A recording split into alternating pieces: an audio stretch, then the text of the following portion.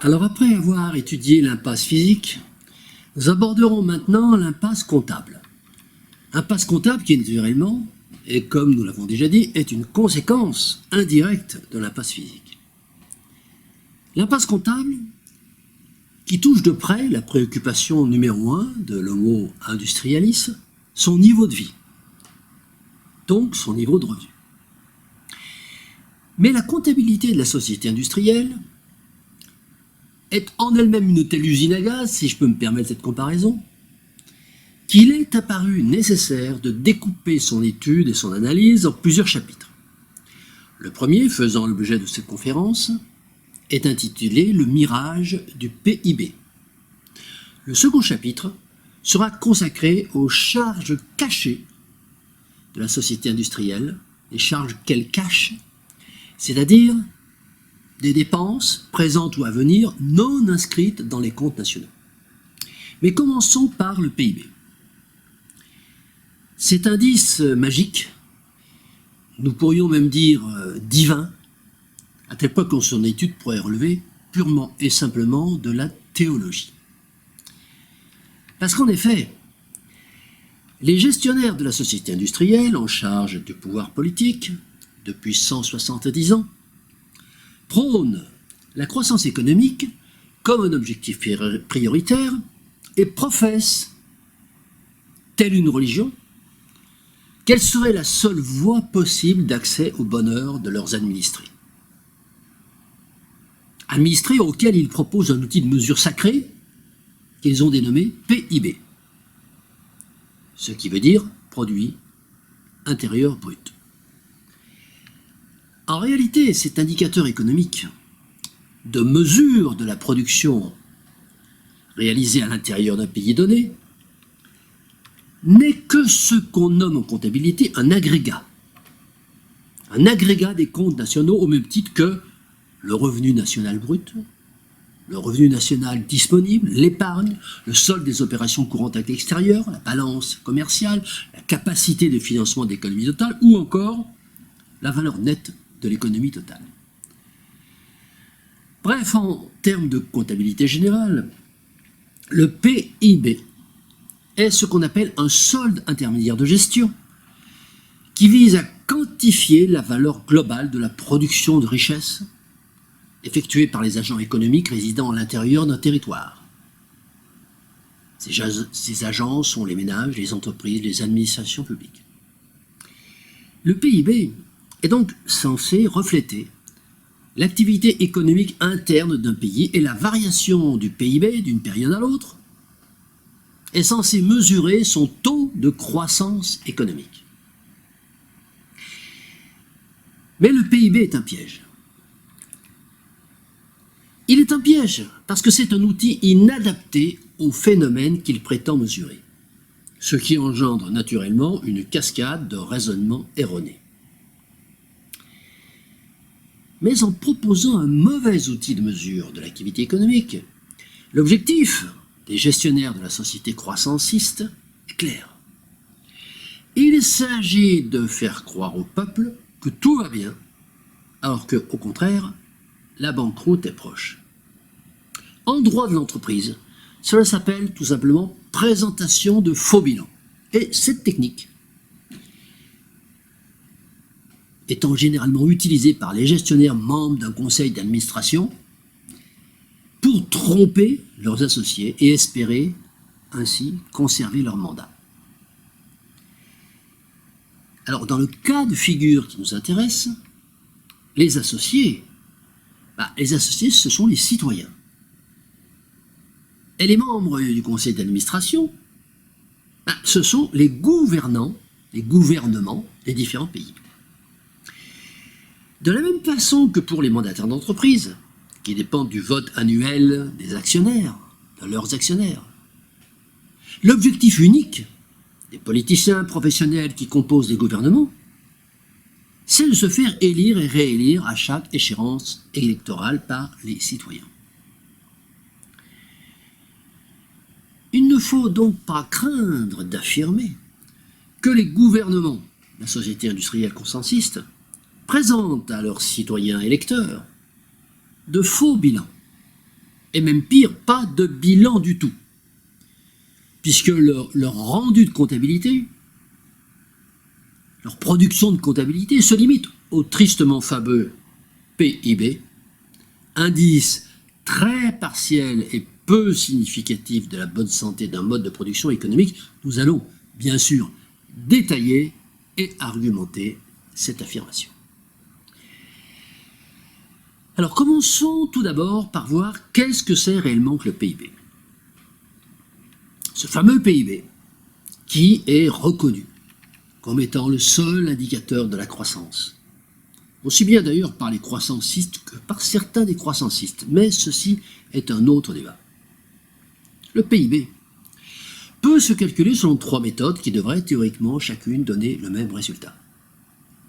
La première méthode, dite par les dépenses, le calcul par les dépenses, c'est-à-dire dépenses de consommation, plus dépenses gouvernementales, plus investissements privés et publics, plus exportation, moins les importations. Avec cette approche, le PIB est une mesure des produits et services créés dans un pays donné. De ce fait, il faut encore additionner les exportations, car même si ces produits ne sont pas consommés à l'intérieur des frontières, leur production a été réalisée localement.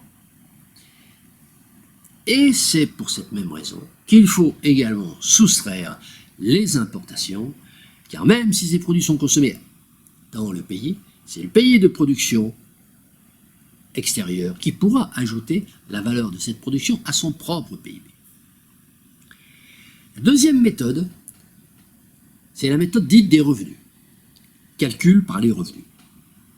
C'est-à-dire la rémunération des salariés plus autres revenus, c'est-à-dire grosso modo les revenus locatifs et les revenus des intérêts et des dividendes, plus les profits des entreprises, dont les travailleurs non salariés, plus les impôts sur les produits et les importations.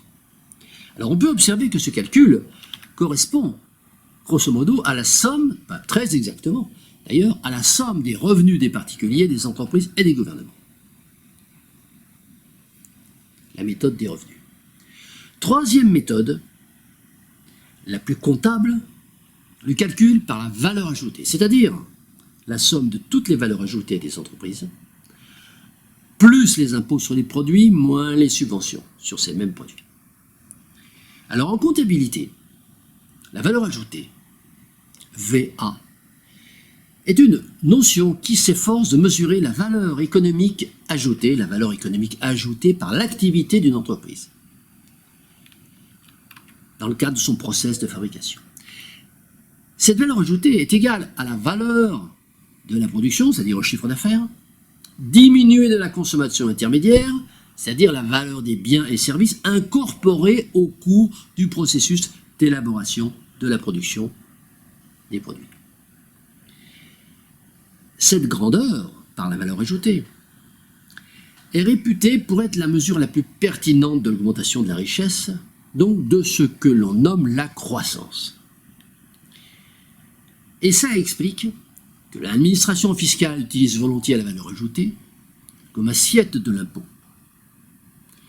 Les agents économiques qui créent la valeur ajoutée sont les entreprises, les organisations ou éventuellement le secteur public. En résumé, on peut donc dire que le PIB peut s'exprimer de 3 façons, soit par la somme de toutes les valeurs ajoutées du pays, soit par la somme de tous les revenus du pays, soit par la somme de toutes les dépenses du pays. Après avoir vu qu'est-ce que c'est exactement que le PIB et comment il est calculé, nous allons essayer de répondre à la question « Mais à quoi sert réellement le PIB ?»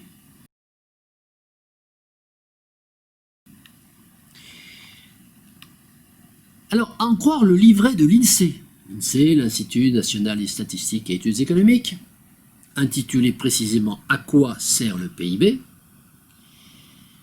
à en croire ce livret, ce dernier serait un indicateur de santé de l'économie française. Cette définition entraîne naturellement le corollaire logique qu'une croissance du PIB d'une année sur l'autre est un indicateur de bonne santé de l'économie, sur la période considérée, mais que, en revanche, une diminution du PIB est un indicateur de mauvaise santé. En réalité, ces trois modes de calcul du PIB ne sont pas forcément des indicateurs de bonne santé économique du pays.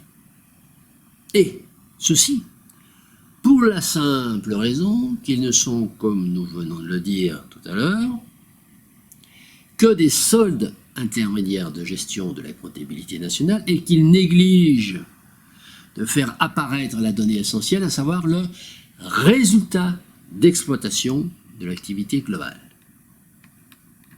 Nous allons en reparler, bien entendu.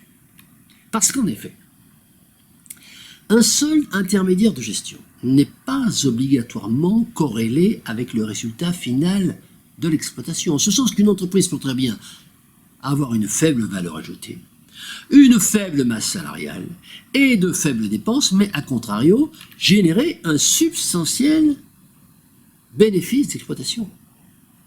Et que, inversement, une forte valeur ajoutée, une forte masse salariale et de fortes dépenses peuvent très bien s'accompagner d'un déficit d'exploitation. C'est d'ailleurs souvent le cas.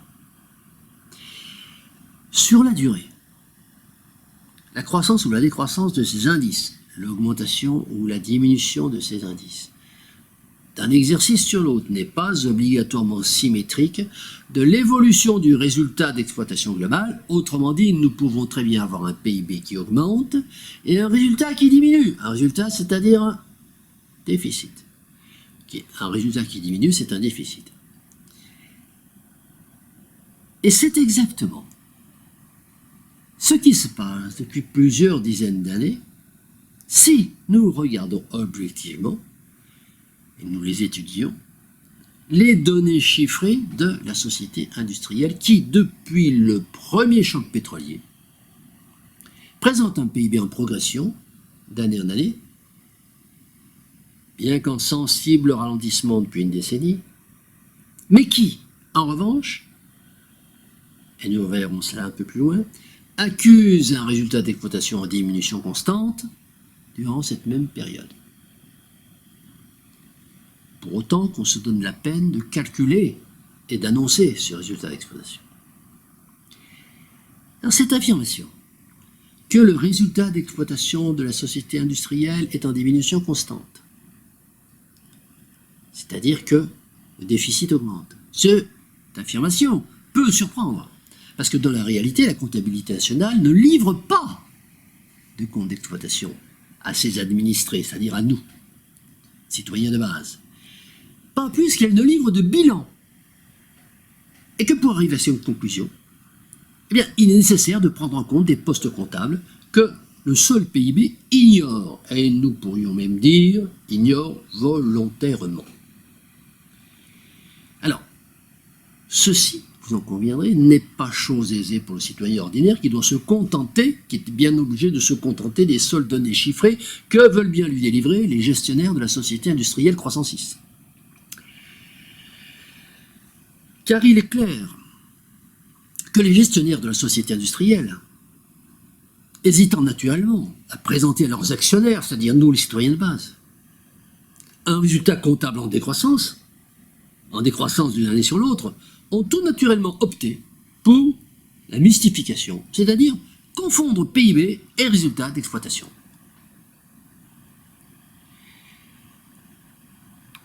Il faut noter que ce tour de passe-passe n'est possible que dans un système où une poignée d'individus contrôle la diffusion de l'information économique officielle, c'est-à-dire dans le système représentatif dans lequel nous sommes, système qu'il faudrait plus exactement nommer oligocratique, oligocratique étant un terme non péjoratif, faut-il le souligner, désignant tout simplement l'exercice du pouvoir par une petite minorité d'individus, ce qui est très exactement le cas du système représentatif. C'est ainsi que la présentation de faux bilans,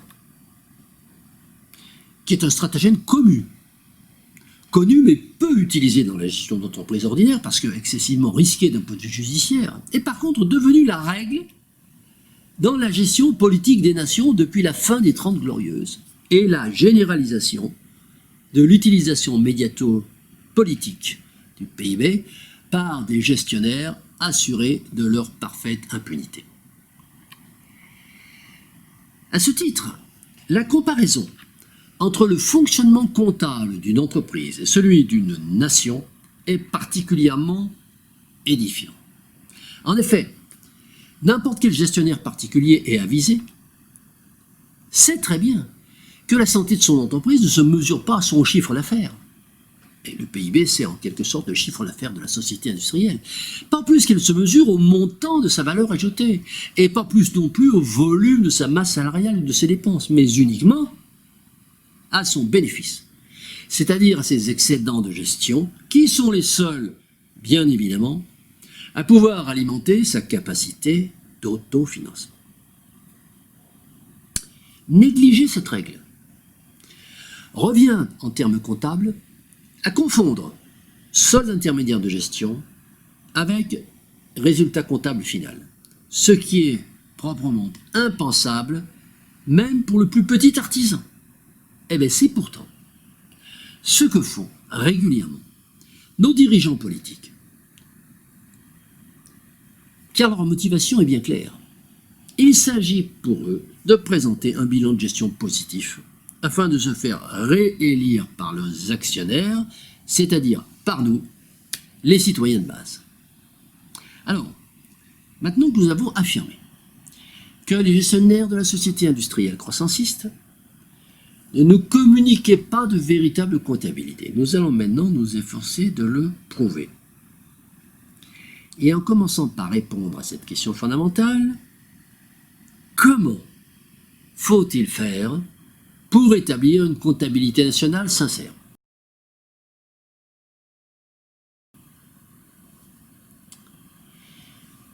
Parce que le principe de base de la comptabilité inscrit dans tous les manuels techniques, et même scolaires, c'est de reproduire une image sincère et probante de l'activité d'une entité de production.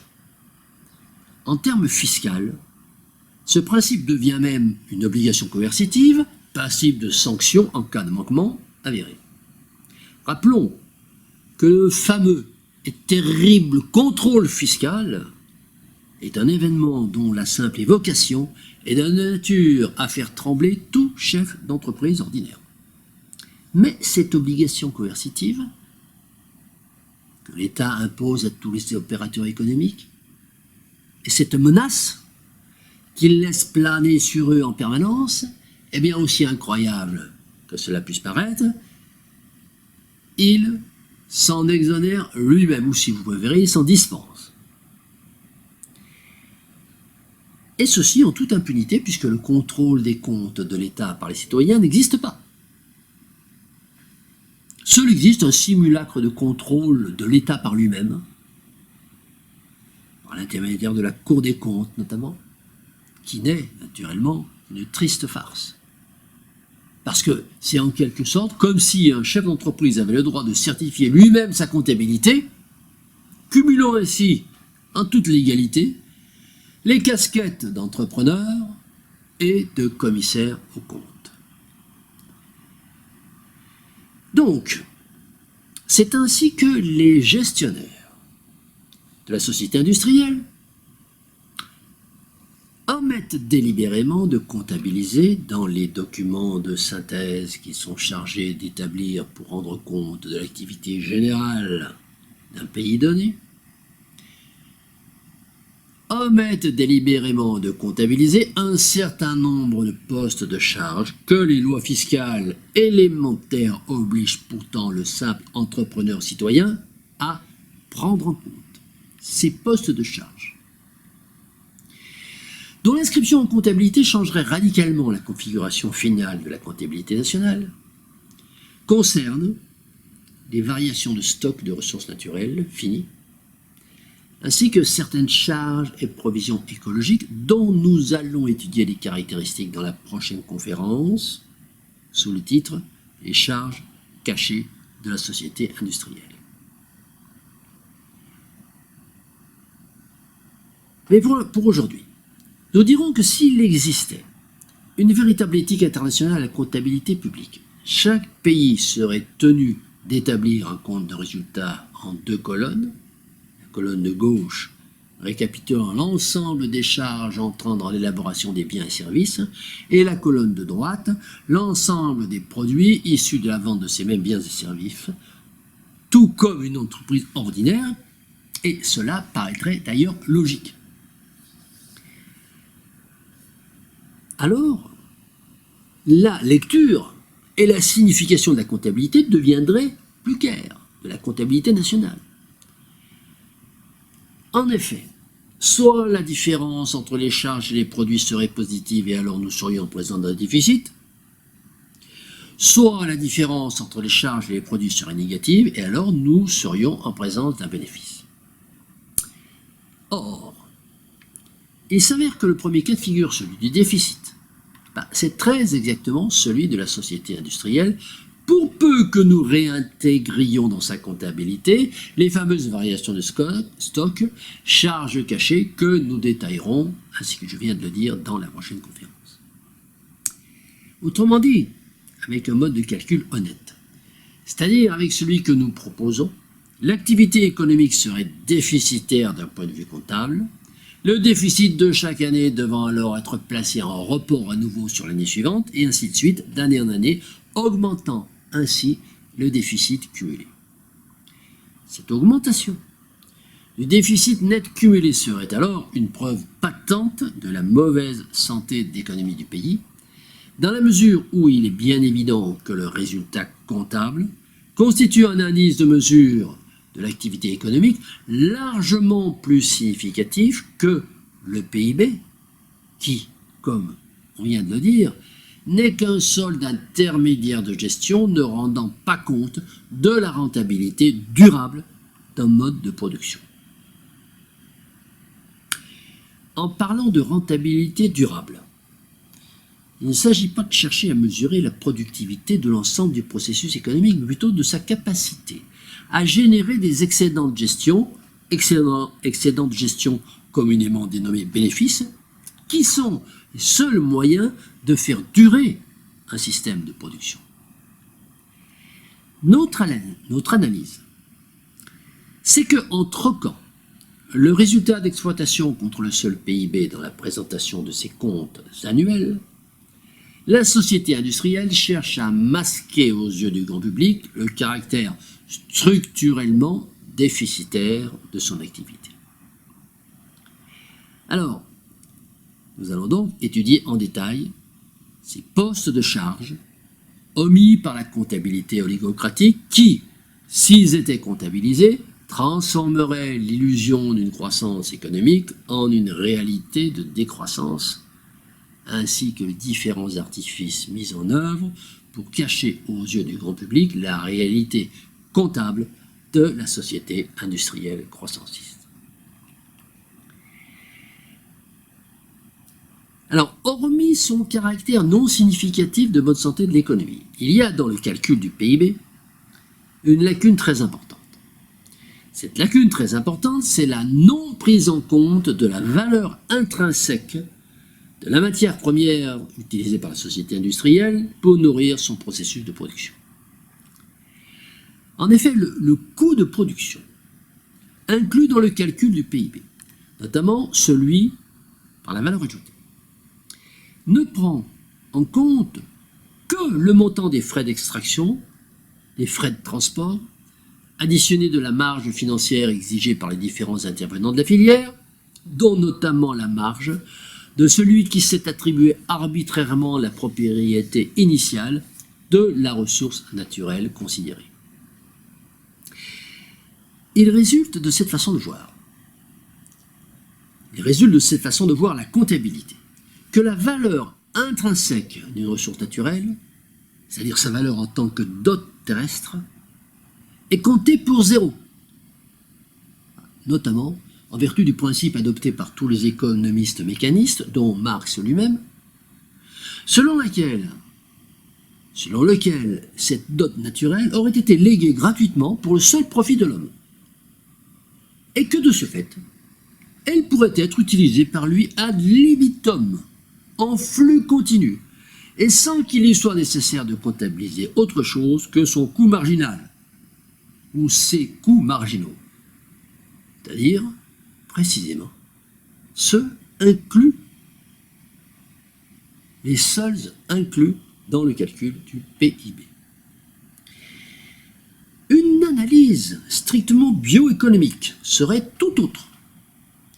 Comme l'a montré l'économiste mathématicien Nicolas Georgescu-Roegen, dont nous avons déjà abondamment parlé dans la conférence sur l'impasse physique, nous devons considérer que cette dot brute de la nature constitue en réalité un stock qu'il aurait fallu inscrire dans un bilan de départ en tant que prémisse indispensable à l'ouverture des premiers comptes d'exploitation de la société industrielle vers le milieu, disons, du XIXe siècle, aux environs de l'année 1850.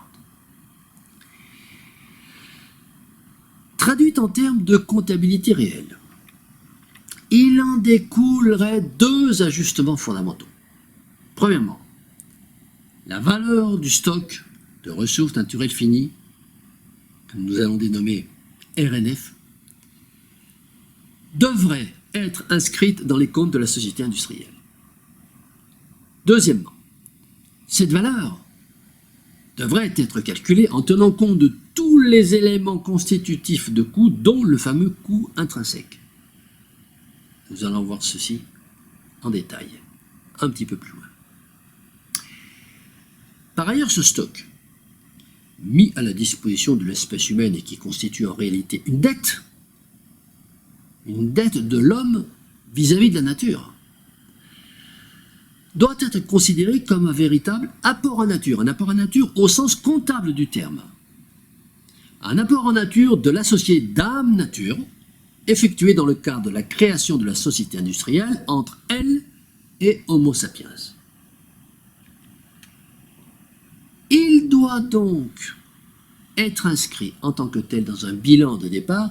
Nous devons considérer que la société industrielle n'a pas écrit son bilan de départ aux années 1850, et nous allons donc nous attacher à développer ce point.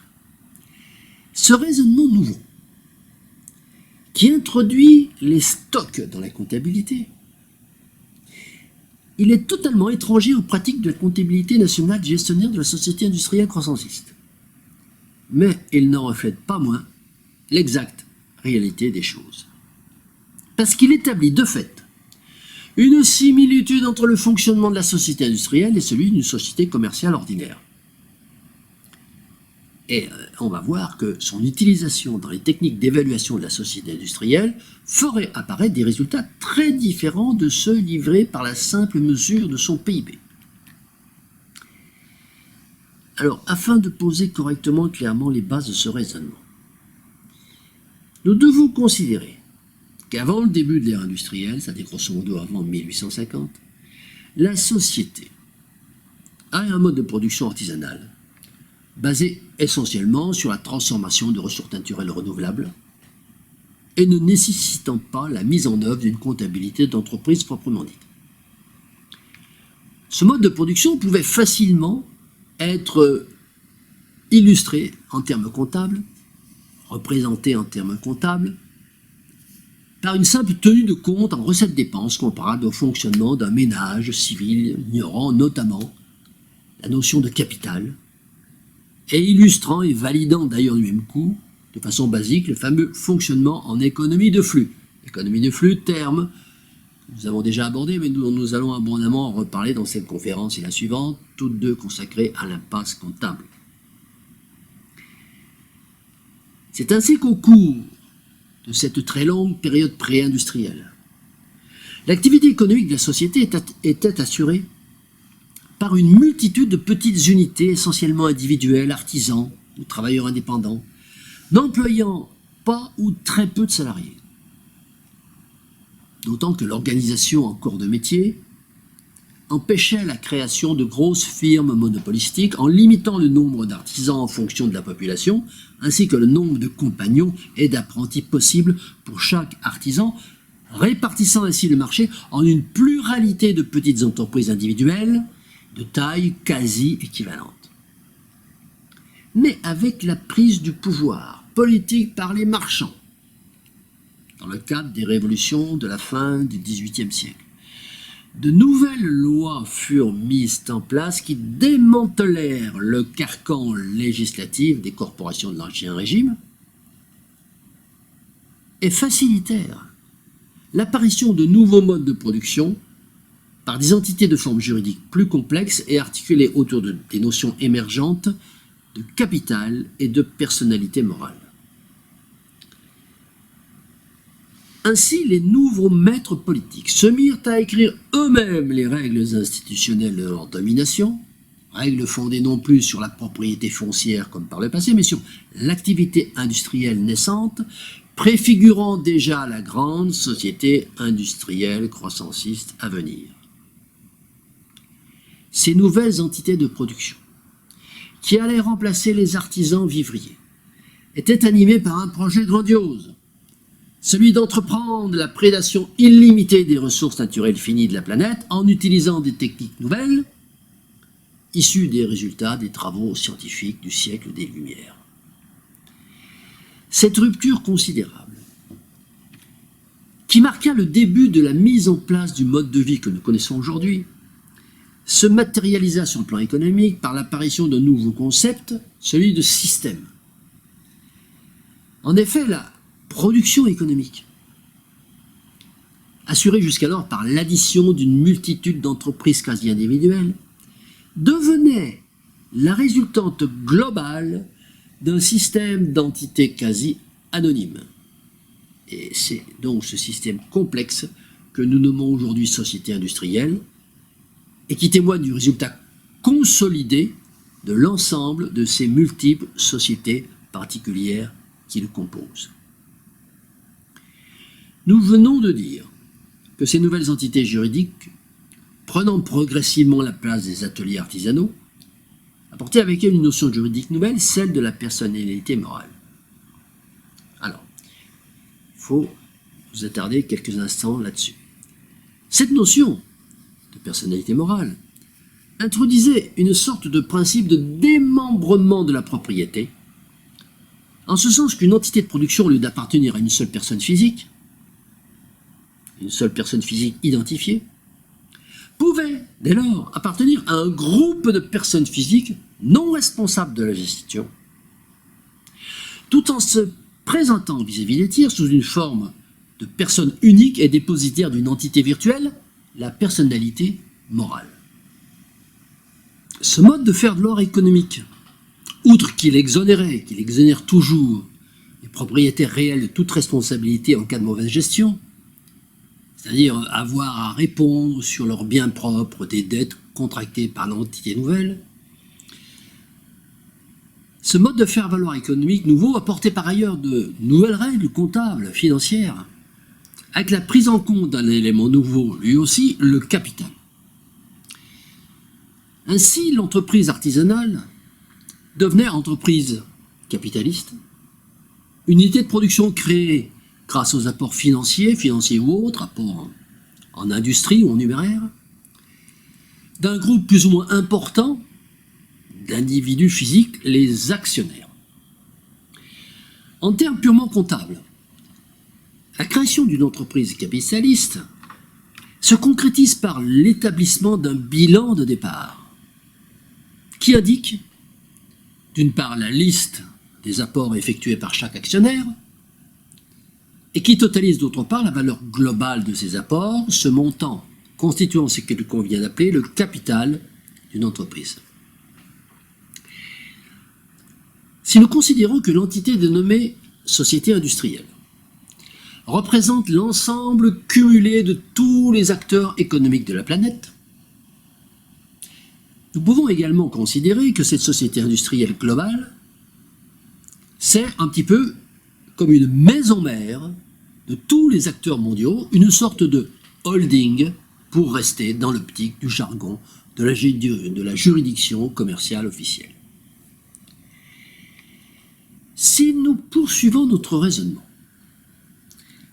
il apparaît évident que l'obligation d'établir un bilan de départ pour toute société capitaliste, afin, comme nous l'avons déjà indiqué tout à l'heure, de satisfaire à l'exigence légitime, légale, de reproduire une image sincère et probante de son activité en établissant des écritures comptables adéquates, eh bien cette obligation aurait dû également et logiquement s'appliquer à la maison mère, et ceci aux environs de l'année 1850, date conventionnelle de l'établissement de la société industrielle complexe. Or, force est de constater qu'il n'en a rien été, et que la société industrielle globale, au lieu de mettre en place une comptabilité sincère et probante, comme toutes ses filiales en avaient l'obligation, eh bien, elle s'est contentée de rendre compte de son activité uniquement en produisant un indice partiel, un simple solde intermédiaire de gestion, le fameux PIB. Fort de ce raisonnement, nous disons au contraire que comme toute société en création, elle aurait dû établir, au début du XIXe siècle, un bilan de départ. Bilan de départ qui constitue, comme tous les bons gestionnaires le savent, un élément clé du processus de création d'entreprise. Un élément incontournable. Un bilan de départ qui aurait fait apparaître en actif les ressources disponibles et en passif les dettes contractées pour pouvoir disposer de ces ressources. Et qui aurait donc dû, dans le cadre de la société industrielle naissante, faire apparaître en actif le stock total de ressources naturelles finies, qui constituait l'apport de l'associé Dame Nature, et en passif la valeur financière de ce stock, l'évaluation financière de ce stock représentant le capital de la société ainsi constituée entre la nature et l'homme. Alors, cette présentation, outre sa rigoureuse exactitude sur le plan comptable, elle montre clairement le rôle clé joué par la nature dans le processus de création de la société industrielle. En tant qu'associée apporteuse de l'intégralité du capital matériel initial, l'autre associé, l'homme, ne réalisant qu'un apport sous forme de savoir-faire et de technologie que nous pourrions assimiler à un apport en industrie, toujours au sens comptable du terme. Alors récapitulons. Au départ de la société industrielle, nous avons donc deux associés, la nature et l'homme. L'associé nature apporte la dot terrestre sous la forme de l'ensemble de ressources fossiles et minérales finies, c'est-à-dire non renouvelables à l'échelle humaine. Dans la terminologie comptable, cela s'appelle un apport en nature. D'un autre côté, l'associé homme apporte sa technologie et un ensemble de savoir-faire sous la forme de connaissances scientifiques. Dans la technologie comptable, cela s'appelle un apport en industrie. Alors, à ce stade du raisonnement, une question pourrait se poser de savoir s'il ne faudrait pas éventuellement considérer que l'associé homme a également apporté dans la corbeille de départ une certaine somme d'argent sous la forme de billets de banque et d'effets fiduciaires ou scripturaux, ce qui, toujours dans la terminologie comptable, s'appellerait un apport en numéraire. Nous ne retiendrons pas cette option. Dans la mesure où la monnaie, ce n'est en principe que la représentation virtuelle d'un bien intermédiaire, généralement en métal précieux, or ou argent, qui est une propriété initiale et intrinsèque de l'associé nature.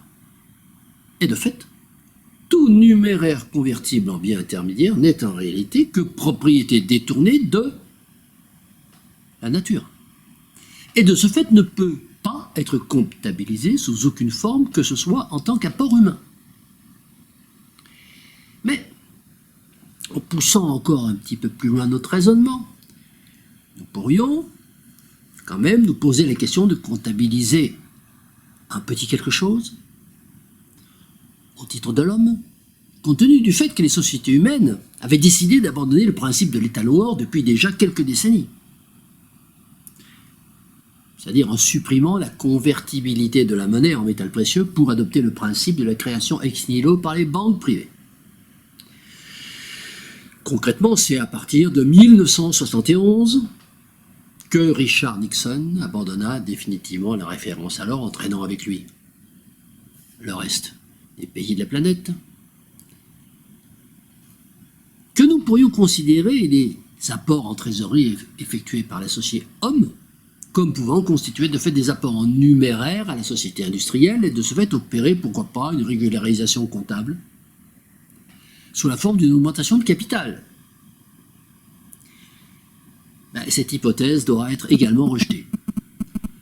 Parce qu'en réalité, cette monnaie, c'est une pure création virtuelle, basée sur le crédit bancaire, ce qui revient à dire que lorsque la société industrielle reçoit un apport en monnaie, que ce soit sous forme de prêt ou d'augmentation de capital, ce qui est le cas ici, elle ne fait en fait qu'un apport à elle-même d'un bien qui n'existe pas réellement.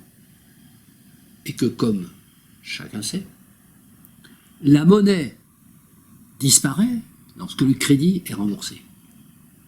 Mais bon, nous allons avoir le loisir de détailler plus complètement dans une prochaine conférence qui sera consacrée à l'impasse financière, l'épineuse problématique de la création et de la circulation monétaire.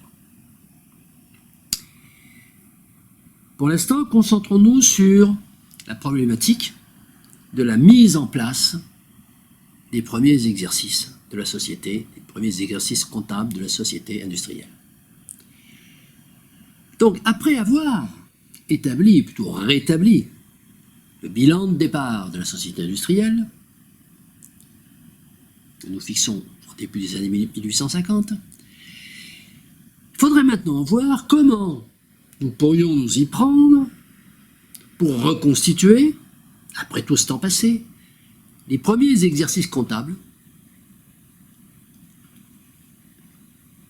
et notamment comment comptabiliser l'utilisation des ressources naturelles finies que la société industrielle croissant-site va entreprendre au cours des exercices suivants et jusqu'à nos jours.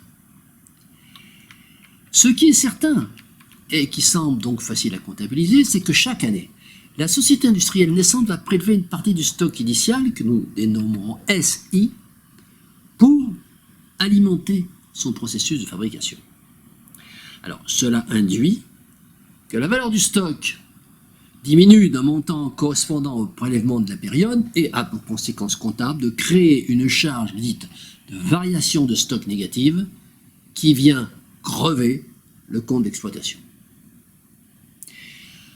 En effet, les règles comptables imposent pour toute entreprise de faire un inventaire de son stock à chaque fin d'exercice, c'est-à-dire chaque fin d'année, afin de déterminer si le stock a augmenté ou diminué entre le 1er janvier et le 31 décembre. Si le stock a augmenté, il faut comptabiliser un produit qui s'appelle variation de stock positive, et si le stock a diminué, il faut comptabiliser une charge que nous appellerons variation de stock négative. Or, cette charge annuelle a été et est toujours superbement ignorée par la comptabilité que livrent les gestionnaires de la société industrielle à leurs administrés, c'est-à-dire à nous, les citoyens ordinaires. Ainsi, en considérant que SI est le montant initial du stock initial, et PN, le prélèvement au cours de l'année N. Eh bien, le stock résiduel au terme de chaque exercice s'écrira SN stock nouveau égale SI moins PN, stock initial moins prélèvement de l'année N.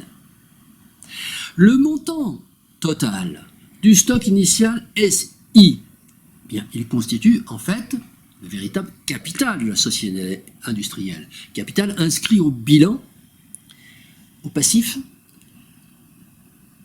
au titre d'un apport en nature de l'associé nature. L'associé homme ne pouvant pour sa part prétendre, comme nous l'avons déjà indiqué, qu'à un éventuel apport en industrie, sous la forme d'un montant à déterminer, évaluant la somme de son expertise technique. Dans le cadre de cette configuration, le prélèvement annuel PN représente alors la variation de stock à inscrire en charge dans le compte d'exploitation, la somme de tous les PN successifs, PN, PN1, PN2, PN3, PN4, PN plus 1, N plus 2, N plus 3, N plus 4, comptabilisant ainsi le montant de la prédation à ce jour, et par voie de conséquence une charge irrémédiable pour l'activité économique, qui devrait obligatoirement être compensée par des excédents de gestion dans une perspective éventuelle de comblement du déficit. Cette conséquence comptable de la prise en compte de la diminution du stock des ressources naturelles dans le compte d'exploitation au titre d'une variation négative de stock devrait également apparaître à l'actif du bilan au terme d'une diminution de la valeur du stock. Et de fait, l'estimation du montant de cette variation de stock des ressources naturelles finies, cette estimation qui rebute tant la comptabilité oligocratique, elle peut pourtant être réalisée relativement facilement à partir d'éléments connus, notamment publiés par les instituts de statistiques officiels. Mais il subsiste néanmoins une difficulté. C'est celle d'imaginer une règle de valorisation intrinsèque, initiale de ces ressources, permettant de chiffrer la charge comptable annuelle réelle, représentée par leur diminution. Cette évaluation du coût intrinsèque de la matière première, que nous avons déjà évoquée, nous avons souligné sa non prise en compte par les gestionnaires en charge de la société industrielle, eh bien, nous en proposerons une approche chiffrée, une approche basée sur l'étude de l'évolution du couple matière première PIB et de l'indice de corrélation entre ces deux données, ceci sur un siècle. Nous proposons cette approche dans la deuxième partie de cette conférence sur l'impasse comptable, deuxième partie qui sera intitulée « Le chiffrage des charges cachées de la société industrielle ». Mais revenons au principe de base de la comptabilité nationale telle qu'elle nous est actuellement présentée. Nous venons de voir que le prix payé pour les matières premières, notamment au titre des consommations intermédiaires entrant dans le calcul du PIB par le biais des valeurs ajoutées, ne représente que les frais d'extraction, de transport majorés de la marge commerciale du producteur qui a prélevé autoritairement la ressource de son sous-sol. Eh bien, ce raisonnement, il équivaut ni plus ni moins à ignorer la notion de stock même et de ne considérer que les flux de matériaux entrants et sortants du processus de fabrication. Les contempteurs de la comptabilité croissanciste, dont Nicolas Georgescu-Roegen, ont coutume d'opposer économie de flux et économie de stock. Ils ont coutume également de rejeter la validité du PIB comme indicateur de bonne santé économique d'autre part. Alors, ils ont naturellement raison, mais ces deux questions sont distinctes, bien que liées dans la stratégie croissanciste d'occultation de la réalité comptable et financière. Par ailleurs, il apparaît que la prise en compte de la diminution du stock des ressources naturelles finies, les RNF, impacte à la fois la comptabilité en général et le PIB en particulier, et nous allons voir comment. Nous allons voir comment la valeur des ressources naturelles finies impacte le PIB. Alors, nous savons que le PIB notamment dans son calcul par la valeur ajoutée, le plus significatif, nous l'avons dit d'un point de vue comptable, ne valorise que les matières premières à leur coût d'achat. Ce coût d'achat ne représentant en réalité qu'une partie du coût réel. L'autre partie étant ce que nous avons dénommé coût intrinsèque, et qui correspond à la valeur théorique de la matière première lorsqu'elle se trouve au sein de l'écorce terrestre,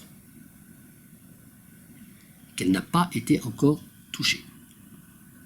Alors si nous nommons CR, le coût réel, CI, le coût intrinsèque, et CA, le coût d'achat composé par les frais d'extraction et de transport, plus la marge du propriétaire, nous obtenons l'équation suivante. CR égale CI plus CA. Coût réel égale coût intrinsèque plus coût d'achat.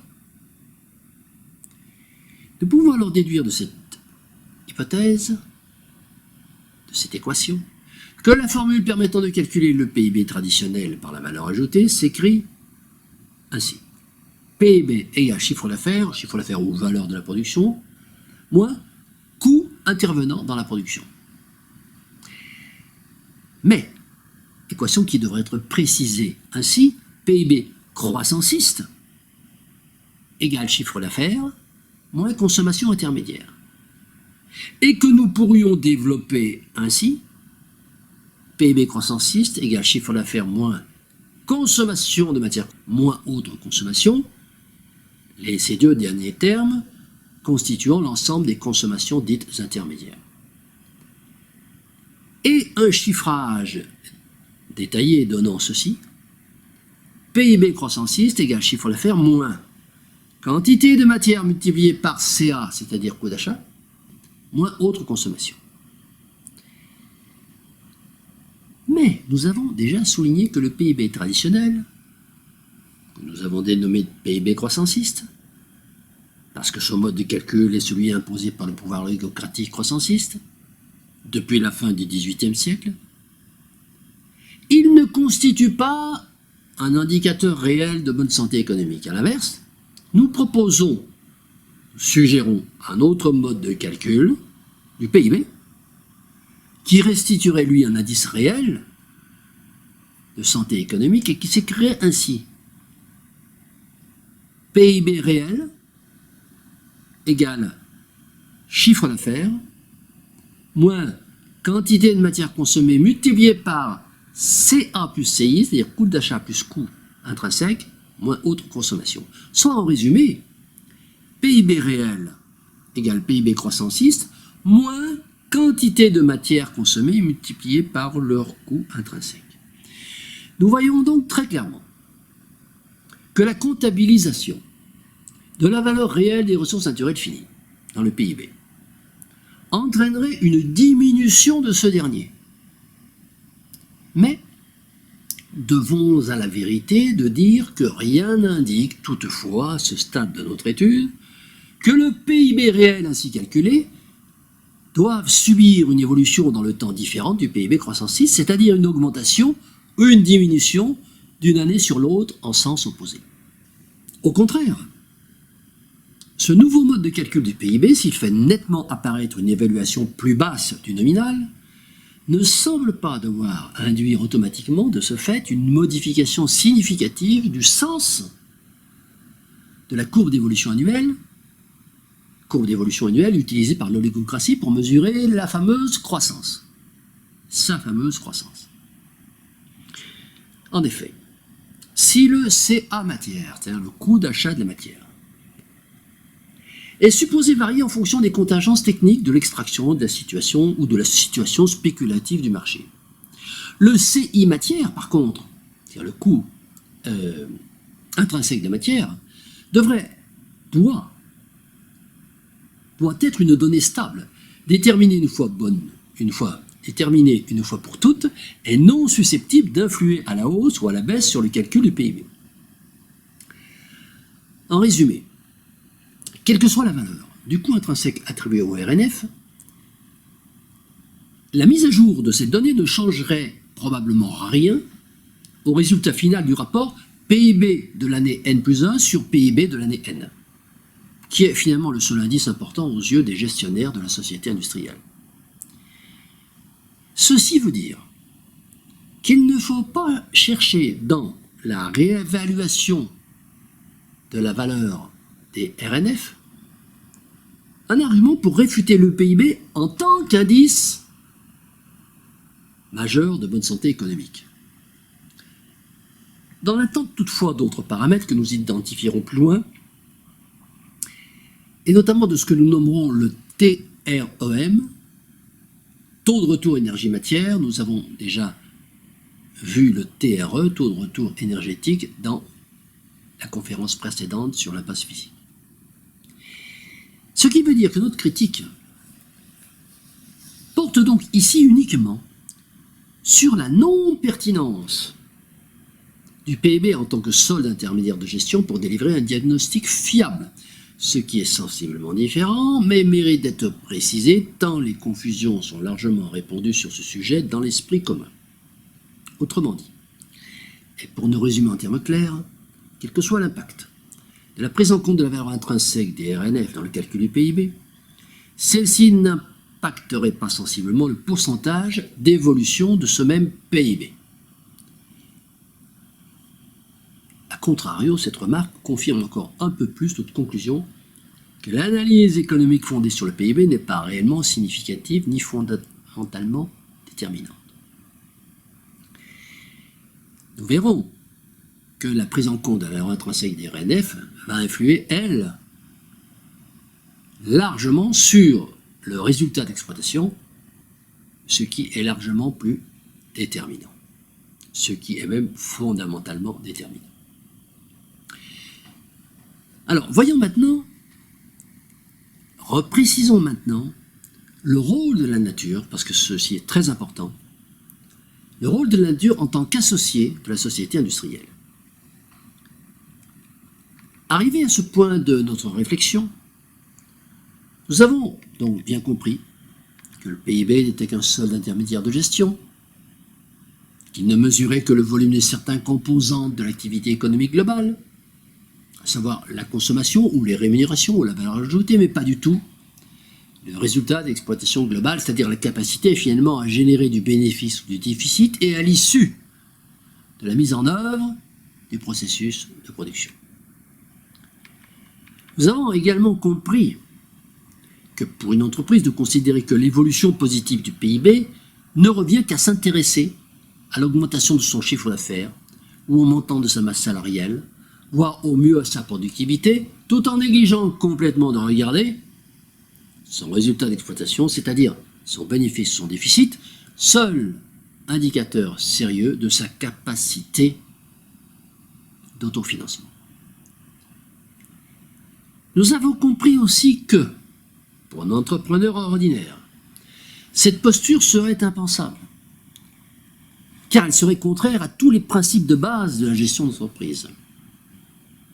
Certes, d'aucuns nous objecteront que dans le cas d'une entreprise-nation, le but n'est pas de faire forcément du bénéfice, ni même de chercher à accroître année après année ses excédents de gestion, et que dans ce cas de figure-là, la bonne santé économique d'une nation, et a fortiori d'un ensemble consolidé de nations, pourrait très bien se traduire par un résultat comptable simplement équilibré, c'est-à-dire égal à zéro, concomitamment avec une consommation et ou une masse salariale en augmentation régulière.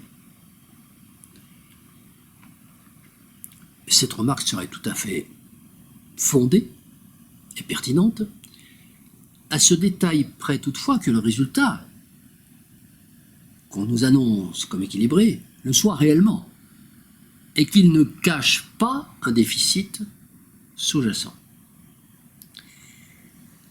En effet, autant nous pouvons admettre que l'objectif de l'entreprise-nation ne soit pas de faire du bénéfice, ne soit pas forcément de faire du bénéfice, mais soit plutôt de faire croître certains soldes intermédiaires de gestion pour le plus grand bien de la population.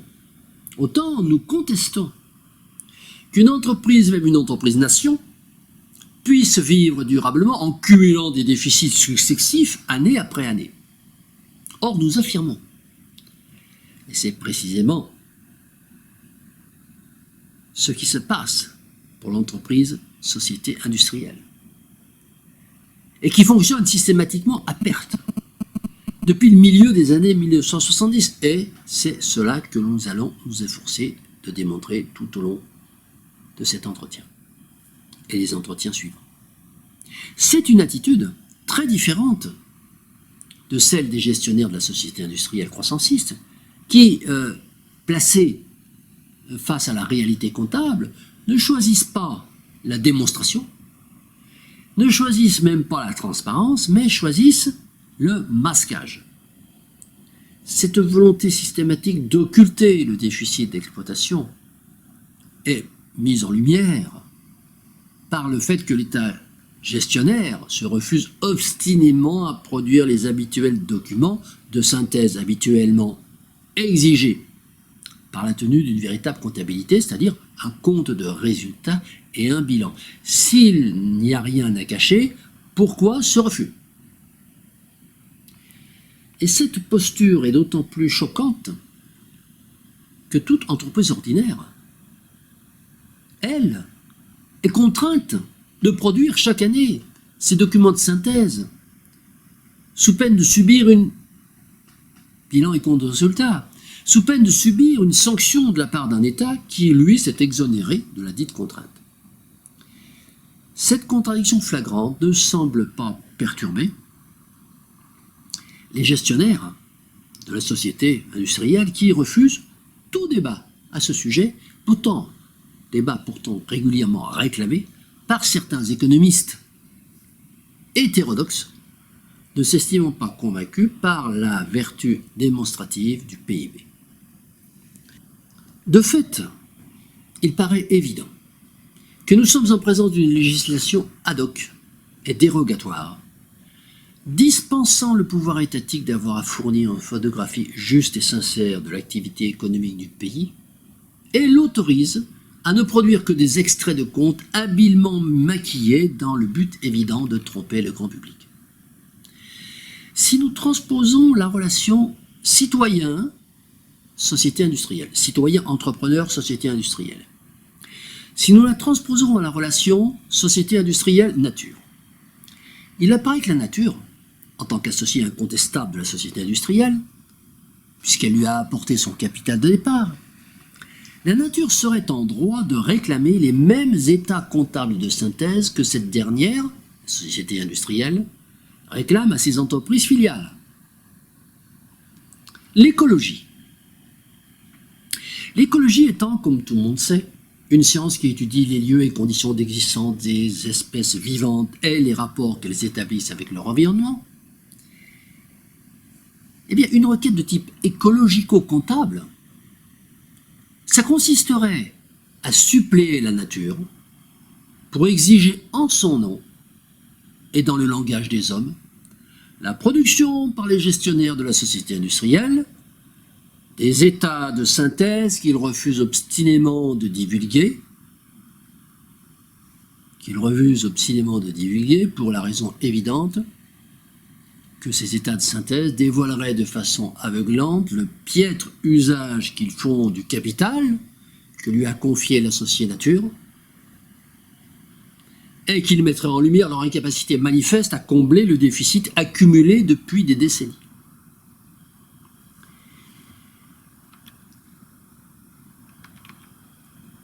Pour autant, et même en comptabilisant les charges de variation de stock de ressources naturelles, le résultat d'exploitation de la société industrielle, que nous affirmons comme étant en déficit actuellement, n'a pas toujours été déficitaire par le passé. En effet, dans un premier temps, et comme nous l'avons déjà évoqué auparavant, la valeur ajoutée de l'action humaine a pu compenser ces lourdes charges pendant tout le début de l'aventure industrielle. Mais la tendance elle a commencé à s'inverser à partir des années 1970, après que le premier choc pétrolier eut sonné le glas des 30 glorieuses et de l'énergie bon marché. Énergie bon marché qui avait permis la conduite, précisément, d'un processus industriel bénéficiaire. pourquoi et comment?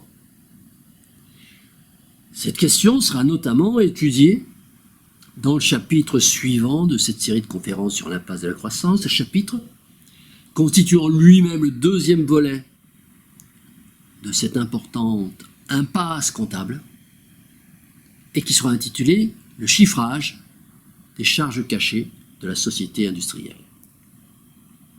Je vous remercie et à bientôt.